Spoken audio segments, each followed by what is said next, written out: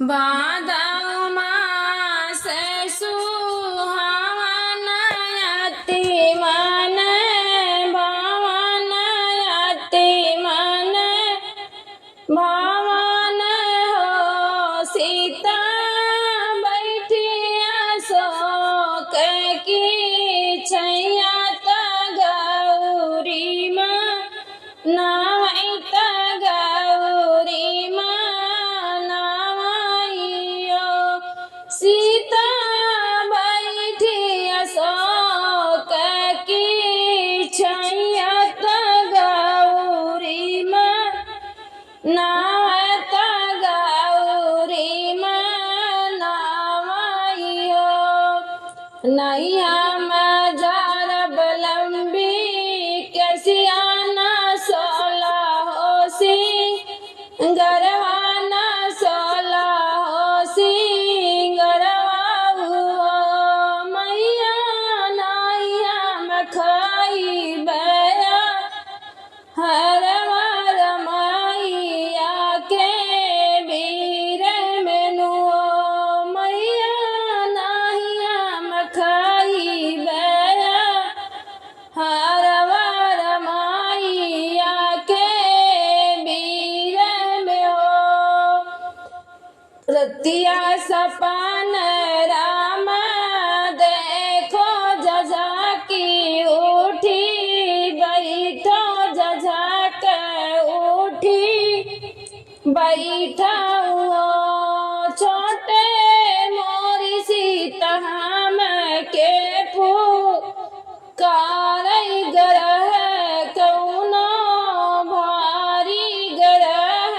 कौनो भारी हो छोटे मोरी सीता हम के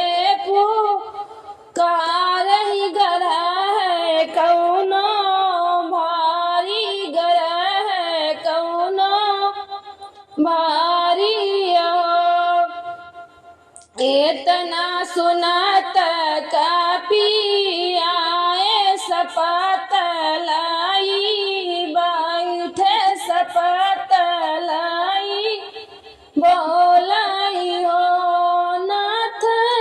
जाबले खबर नाही लईबे नजर नाही औबे नजर नाही औबाइयो नाथ जाबले खबर नाही लौबे नजर नाही अइबे नजर नाही अइबाइयो सात दिवस जब बीत गए मानई सीता सोचई मनाही सीता सोचइयो मैया कवन कसूर यस भारी रमैया सुधी भूले रमैया सुधी भूलइयो मैया कवन कसूर यस भारी रमैया सुधी भूले रमैया सुधी भूलइयो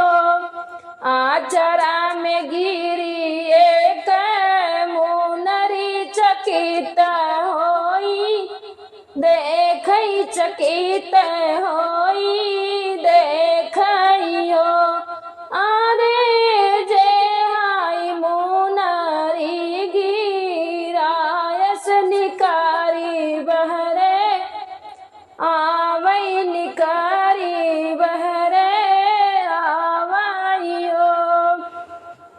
अरे जय मुनरी गिरायस निकारी बहरे आवई निकारी बहरे आवइयो हम हाय राम जी के दूतवा खबर लैके आए खबर लैके आए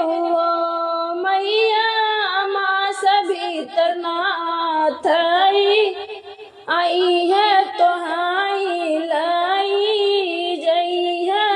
हो मैया माँ सबितनाथ जी